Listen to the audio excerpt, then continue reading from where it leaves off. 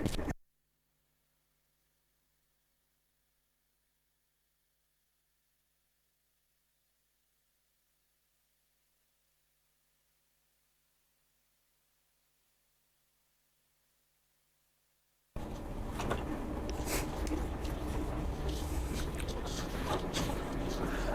दोस्तों, आपका हार्दिक अभिनंदन है इस सुबह में। बिब्लियोफाइल के डिजिटल प्लेटफॉर्म में मैं आपका अगेन स्वागत करता हूं हर सुबह की तरह। और आज की शुरुआत करते हैं सुर्खियों के साथ। आइए।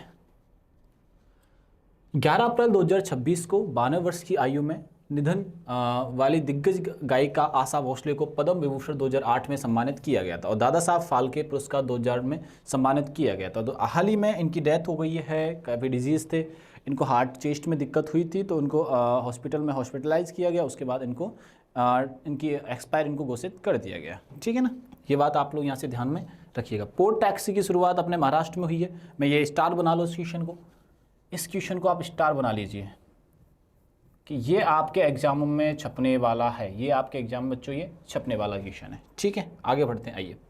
नोबेल शांति पुरस्कार विजेता और प्रसिद्ध बाल अधिकार कार्यकर्ता कैलाश सत्यार्थी को वर्ष 2026 के प्रतिष्ठित लता दीनानाथ मंगेशकर पुरस्कार के लिए चुना गया है। उन्हें बाल श्रम के खिलाफ उनके आजीवन संघर्ष और बच्चों के अधिकार के प्रति अनुकरणीय योगदान के इस सम्मान से नवाजा गया है।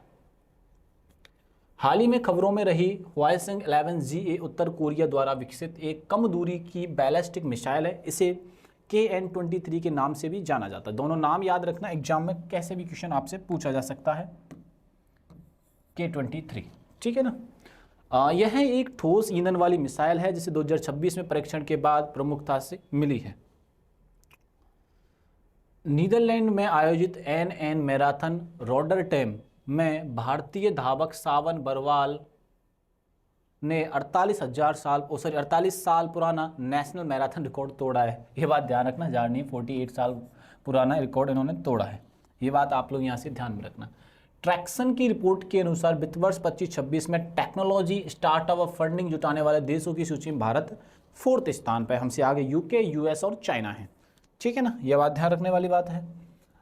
अप्रैल 2026 को आनंद कुमार पाल ने वित्त मंत्रालय के व्यय विभाग में मुख्य सलाहकार का कार्यभार संभाला। आनंद कुमार पाल जी ने ये पदभार ग्रहण किया है। ये बात आप लोग यहाँ से ध्यान में रखिएगा। ठीक है ना। हाल ही में चर्चा में रहा नववर्ष विशु मुख्य रूप से केरल राज्य से संबंधित है। मलयाली जो न्यू ईयर सेलिब्रेट की जाती है वो विशु की जाती है। एक होता है विकु, मैंने आपको कई बार ये डिस्कस भी किया है कि विकु तो है उत्तराखंड का और विशु है केरल का। ठीक है, आइए आगे बढ़ते हैं। हाल ही में किस पुरस्कार से सम्मानित प्रसिद्ध गायिका आशा भोसले जी का निधन हुआ है। ठीक है, आशा भोसले संगीत की जनक की, संगीत की बहुत बड़ी एक लहर है, एक बहुत बड़ी शख्सियत है आशा भोसले जी। आशा भोसले, ठीक है, हाल ही में इनका निधन हो गया। ये क्या है, प्लेबैक सिंगर रही, गायिका हैं।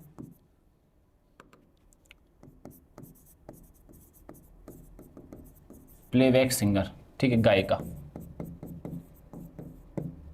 ठीक है, इनका निधन हुआ हाल ही में मुंबई में। निधन हुआ कैंडी हॉस्पिटल। कहाँ पे है ये, मुंबई में है। ठीक है, एज से संबंधित बीमारियों से जूझ रही थी। एज से संबंधित बीमारियों से समस्याओं में थी। ठीक है ना, कई डॉक्टर ने कहा कि मल्टी ऑर्गन का फेल हो गया था, इसकी वजह से इनको मृत घोषित कर दिया गया। ठीक है ना, ये बात यहाँ से ध्यान रखना। आशा भोसले जी लता मंगेशकर की बहन है। लता मंगेशकर की क्या है, ये सिस्टर है। ये बात आप लोग यहाँ से ध्यान में रखिएगा। अब बात ये ध्यान रखनी, इनको किस किस पुरस्कार से सम्मानित किया जा चुका है। तो पद्म विभूषण से इनको सम्मानित किया जा चुका है। किससे, पद्म विभूषण से सम्मानित किया जा चुका है। यही हमारा आंसर हो जाएगा। पद्म विभूषण से इनको सम्मानित किया गया है। हाल ही में इनका निधन हुआ, ये बात ध्यान रखना आशा भोसले जी के बारे में। चलिए आगे बढ़ते हैं। मशहूर पार्श्व गायिका आशा भोसले जी का निधन 92 ईयर्स में 12 अप्रैल 2026 को मुंबई में निधन हो गया। भारत सरकार द्वारा 2008 में देश के सर्वोच्च नागरिक पुरस्कार पद्म विभूषण से सम्मानित किया गया था। कब सम्मानित किया गया था, तो सम्मानित किया गया था दूसरा सर्वोच्च पुरस्कार। सर पहला कौन सा होता है, तो पहला होता है भारत रत्न। भारत रत्न, ये होता है 1 नंबर। 2 नंबर आता है पद्म विभूषण, पद्म विभूषण, इससे सम्मानित किया गया था। 3 नंबर पे आता है पद्म भूषण और 4 नंबर पे आता है बच्चों पद्म श्री। तो ये सिविलियन अवार्ड का क्रम है, पद्म श्री। इतनी सी बात समझ में आई कि नहीं आई? ठीक है ना। दूसरा सर्वोच्च पुरस्कार, ठीक है ना, 2008 में इनको सम्मानित किया गया था। कब सम्मानित किया गया था? 2008 में इनको सम्मानित किया गया था, ये बात ध्यान रखना।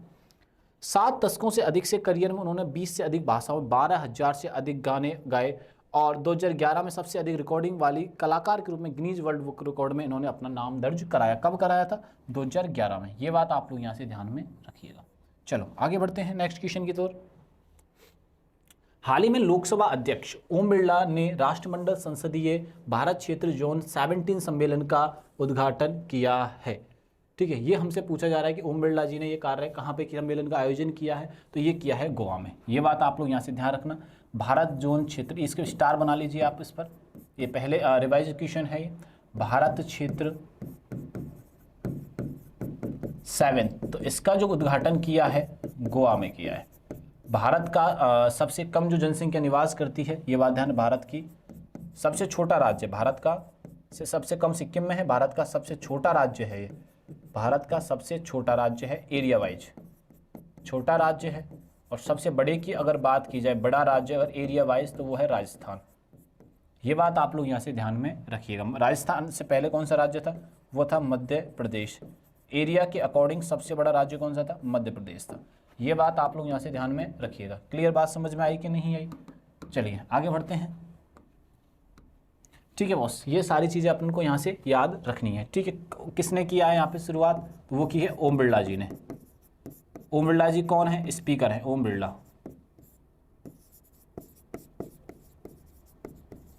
लोकसभा स्पीकर है, ये बात आप लोग यहाँ से ध्यान रखना। ये चुनाव कहाँ से लड़ते हैं? तो कोटा राजस्थान से ये चुनाव लड़ते हैं। कोटा राजस्थान से क्या लड़ते हैं? चुनाव लड़ते हैं। तो हमारा आंसर क्लियर है यहाँ से। चलो आगे बढ़ते हैं। बैठक पणजी में हुई है, गोवा में हुई है, 9 से 10 अप्रैल के मध्य हुई है। लोकसभा स्पीकर है ओम बिरला जी। कौन है? लोकसभा स्पीकर है। ठीक है, और वहाँ गोवा के सीएम कौन है? प्रमोद सावंत जी हैं। ये बात आप लोग यहाँ से ध्यान रखना। विकसित भारत में युवा एमएलए की भूमिका। ठीक है ना। आओ आगे बढ़ते हैं। कॉप 13, कॉप्स के बारे में बात कर लेते हैं। कॉप 13 वेलम ब्राजील में, कॉप 31 2026 अंतल्या तुर्की में। ठीक है ना। कॉप 32 2027 इथियोपिया में। स्टार बना लीजिए इस पर, 27 वाले पर। ठीक है ना। 28 कॉप 33 होगा 28 में। ठीक है, होस्ट करेगा बिडिंग जो होगी यहाँ पे दावेदारी साउथ कोरिया ने। ठीक है, भारत ने भी इसमें दावेदारी बिडिंग होगी भाई, कहाँ पे ऑर्गेनाइज किया जाएगा। इसमें दावेदारी भारत ने की है और साउथ कोरिया ने इसके लिए दावेदारी कर दी है। ठीक है ना। जैसे ओलंपिक को लेके क्वेश्चन पूछा गया था आपके एग्जाम में कि ओलंपिक भारत ने इंटरेस्ट कब दिखाया, तो 2032 में इंटरेस्ट दिखाया। अब प्रबल दावेदारी बन रही है कि 2036 का होस्ट कंट्री भारत को मिल सकता है। अगर भारत के होस्ट कंट्री की बात की जाए, भारत को कौन सा शहर सजेस्ट किया गया है? तो अहमदाबाद। तो अहमदाबाद में नरेंद्र मोदी स्टेडियम को सजेस्ट किया गया है। नरेंद्र मोदी स्टेडियम को डेवलप करने का प्रारंभ किया गया, उसी को ये चीज़ें तैयारी करा रहे हैं। ये बात आप लोग जैसे ध्यान रखना। आप चाहो तो यहाँ से स्क्रीनशॉट ले सकते हो बच्चों, आप चाहो तो स्क्रीनशॉट यहाँ से आप ले सकते हो। ठीक है, चलिए आगे बढ़ते हैं।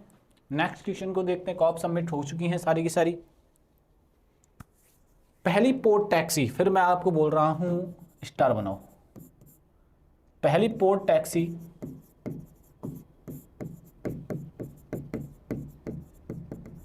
महाराष्ट्र, महाराष्ट्र के भी मुंबई। ये वाहन चालक रहित है,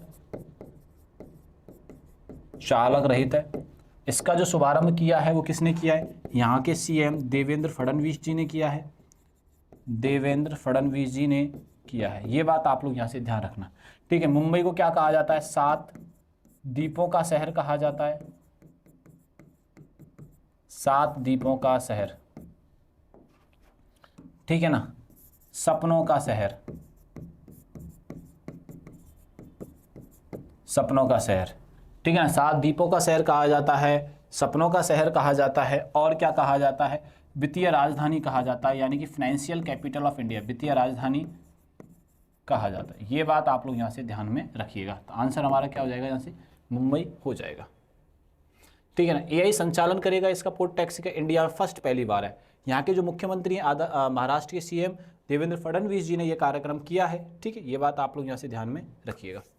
हाल ही में लता दीनानाथ मंगेशकर पुरस्कार 2026 के लिए किसे चुना गया है, ठीक है। लता दीनानाथ पुरस्कार के लिए,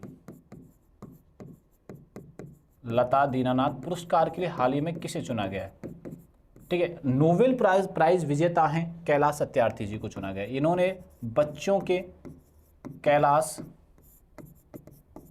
सत्यार्थी जी को चुना है। ये पहली बात तो नोबेल प्राइज विजेता हैं,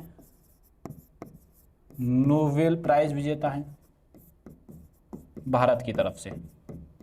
ये बात आप लोग यहां से ध्यान में रखना। ये इन्होंने क्या किया, बच्चों के शोषण को रोकने के लिए, बच्चों के बचाव के लिए, बच्चों के शोषण को रोकने के लिए, शोषण को रोकने के प्रयास किए जा रहे हैं, रोकने के इनके द्वारा प्रयास किए जा रहे हैं। तो इस वजह से इनको मिल रहा है, इनको बच्चों को बचाने के लिए प्रयास किया जा रहा है, इस वजह से इनको मिला है, यानी कि कैलाश सत्यार्थी जी को इस पुरस्कार से सम्मानित किया गया है। ये बात ध्यान रखना, ठीक है। किसको सम्मानित किया है, कैलाश सत्यार्थी को, ठीक है। बाल श्रम जैसे, बाल शोषण, उन सभी पर ये कार्य कर रहे हैं। कौन, कैलाश सत्यार्थी जी, ठीक है ना। विश्व का सबसे बड़ा सिविलियन पुरस्कार है, विश्व का सबसे बड़ा सिविलियन पुरस्कार, सिविलियन पुरस्कार, ठीक है। क्या है, नोबेल। किस देश के द्वारा दिया जाता है, ये भी याद रख लो आप, स्वीडन के द्वारा यह पुरस्कार दिया जाता है, ठीक है ना। चलो आगे बढ़ते हैं। प्रसिद्ध नोबेल शांति पुरस्कार विजेता कैलाश सत्यार्थी जी को प्रतिष्ठित लता दीनानाथ मंगेशकर पुरस्कार 2026 का 5वां संस्करण के लिए चुना गया है। उन्हें बाल अधिकारों और सामाजिक न्याय के क्षेत्र में उन्हें असाधारण वैश्विक योगदान के सर्वोच्च सम्मान से सम्मानित किया गया है। चलिए आगे बढ़ते हैं। हाल ही में खबरों में रहा ह्वेनसांग 11G ये किस देश द्वारा विकसित एक कम दूरी की बैलिस्टिक मिसाइल है, ठीक है। ह्वेनसांग 11GA, ठीक है। ये किस देश द्वारा विकसित किया गया है, ये कम दूरी की बैलिस्टिक मिसाइल है। ये क्या है बच्चों, कम दूरी की बैलिस्टिक मिसाइल है, बैलिस्टिक मिसाइल है। ये बात आप लोग यहां से ध्यान रखना, कम दूरी की बैलिस्टिक मिसाइल है और ये उत्तर कोरिया के द्वारा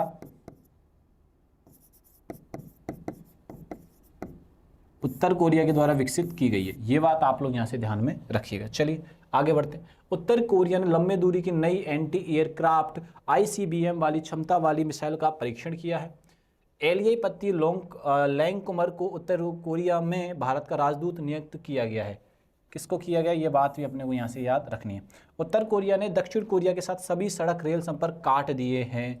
या अब कोई भी उत्तर कोरिया और दक्षिण कोरिया में कोई भी सड़क नेटवर्क था वो कंप्लीटली बंद कर दिया है। उत्तर कोरिया ने आत्मघाती ड्रोन का अनावरण अभी हाल ही में किया है। यह बात भी अपने को यहाँ से याद रखनी है। हाल ही में एन मैराथन रॉटरडैम में 48 साल पुराना नेशनल मैराथन रिकॉर्ड किसने तोड़ा है, ठीक है। एन मैराथन में एन मैराथन हुई है, ठीक है ना। और रॉटरडैम में 48 साल पुराना रिकॉर्ड टूटा है। कितने साल पुराना रिकॉर्ड टूटा है, तो 48 साल पुराना रिकॉर्ड टूटा है। ये बात यहां से ध्यान, किसने तोड़ा है ये बात भी है, सावन बरवाल ने तोड़ा है। किसने तोड़ा है ये रिकॉर्ड, सावन बरवाल जी ने इसको तोड़ा है। सावन बरवाल ने इस रिकॉर्ड को तोड़ा है। ये बात आप लोग यहां से ध्यान में रखिएगा। बात समझ में आई कि नहीं है। चलो आगे और डिस्कस करते हैं। मैराथन कहाँ पे, रॉटरडैम कहाँ पे हुई है, ये हुई है नीदरलैंड के अंदर। तो मैराथन जो आयोजित की गई है वो किस देश में आयोजित की गई है, तो वो की गई है नीदरलैंड में। ये बात आप लोग जिसे डच भी कहते हैं, कहा क्या कहते हैं, डच भी कहा जाता है। क्लियर है। चलो आगे बढ़ते हैं। राइन नदी पर है, पोर्ट कौन सा है, राइन नदी पर। सावन बरवाल ने हिमाचल के रहने वाले, वहाँ पे रहने वाले, ये बात ध्यान रखना। 2 घंटे 11 मिनट 58 सेकंड में ये पूरी की है, ठीक है ना। पुराना रिकॉर्ड 1978 में था, 2 घंटे 12 मिनट का था। अब ये देखो कितने, मात्र 2 सेकंड का अंतर है। 2 सेकंड से ये जीत गए हैं, ठीक है ना, ये बात ध्यान रखिएगा। ट्रैक्सन रिपोर्ट के अनुसार फाइनेंशियल 2026 में भारत के टेक्नोलॉजी स्टार्टअप फंडिंग जुटाने वाले देशों की सूची में कौन से स्थान पर रहा है? तो ट्रैक्सन की रिपोर्ट के अनुसार फाइनेंशियल ईयर, ट्रैक्सन ने जो रिपोर्ट जारी की है उसमें भारत का स्थान रहा है चौथा। कौन सा स्थान रहा है? चौथा। ये बात आप लोग यहाँ से ध्यान रखना, मैं बता भी देता हूँ। ट्रैक्सन रिपोर्ट के अनुसार, और फाइनेंशियल ईयर किसकी बात कर रहे हैं हम? फाइनेंशियल ईयर 2026 की बात कर रहे हैं, ठीक है। और भारत का जो स्थान रहा है वो 4th रहा है। भारत का स्थान कौन सा रहा है? 4th पर रहा है। इससे आगे कौन कौन से देश हैं? इससे आगे यूएसए है, फिर दूसरे स्थान पर आता है यूके, और 3rd स्थान पर आता है चाइना, ठीक है। भारत का स्थान कौन सा है इसमें? चौथा, यानी भारत का स्थान जो है वो है चौथा, और यही हमसे पूछा जा रहा है।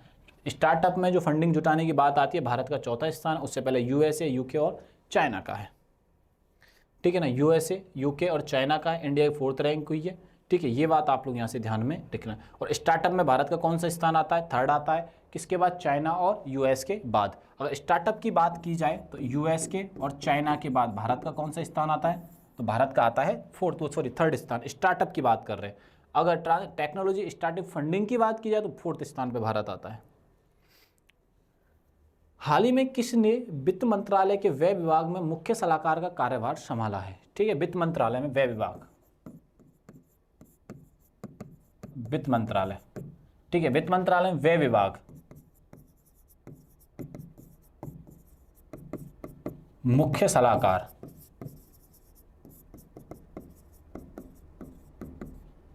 व्यय विभाग मुख्य सलाहकार का जो पद संभाला है वो संभाला है आनंद कुमार पाल जी ने। आनंद कुमार पाल जी ने ये पद संभाला है। ये बात आप लोग यहाँ से ध्यान में रखिएगा, इन्होंने संभाला है, ठीक है ना, वे संभाला है। अब आते हैं व्यय विभाग पर। वित्त मंत्रालय, वित्त मंत्रालय के संभालने वाली कौन है? निर्मला सीतारमन। निर्मला सीतारमन इस विभाग को संभालती हैं, यानी कि मंत्री हैं, ठीक है। कैबिनेट मिनिस्टर है, कैबिनेट मंत्री हैं, कैबिनेट मंत्री हैं। ये बात भी अपने को यहाँ से याद रखनी है। आगे आओ। श्री आनंद पाल जी ने 10 अप्रैल 2026 को वित्त मंत्रालय के व्यय विभाग में मुख्य सलाहकार का कार्यभार संभाला है, ठीक है, ठीक है। ये बात आप लोग यहाँ से ध्यान में रखिएगा। कोई बात नहीं, यहाँ पे एक इश्यू है, स्टेट का नाम मैं लिख देता हूँ, कोई बात नहीं। हाल ही में चर्चा में रहा विशु का संबंध किससे है? हाल ही में चर्चा में रहा विशु का संबंध किससे है? तो विशु है क्या, मैं आपको यहाँ समझा देता हूँ। विशु है क्या? विशु, विशु एक नववर्ष फेस्टिवल है,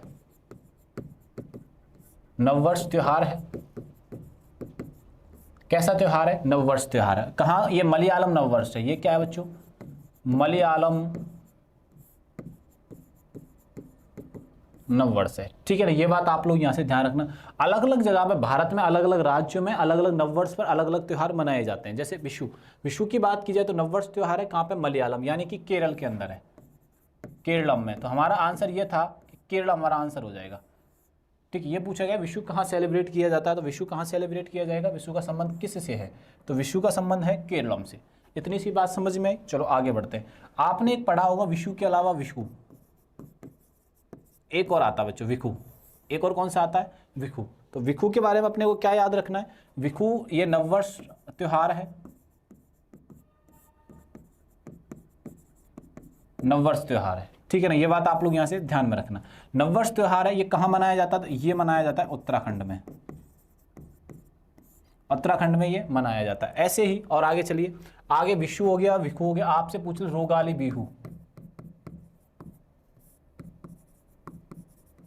ये कहां सेलिब्रेट किया जाता है? असम में।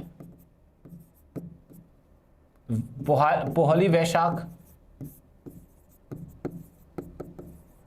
ये वेस्ट बंगाल, पोहली भी बोलते हैं इसको, वेस्ट बंगाल में सेलिब्रेट किया जाता है। ऐसे करके चीजें हमें यहाँ से याद रखनी है।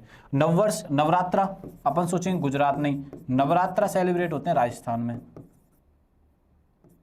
राजस्थान में। आपसे पूछ ले पुथांडु, पुथांडु तमिलनाडु, ठीक है ना। वो तमिलनाडु के अलावा आंध्र प्रदेश और कर्नाटका,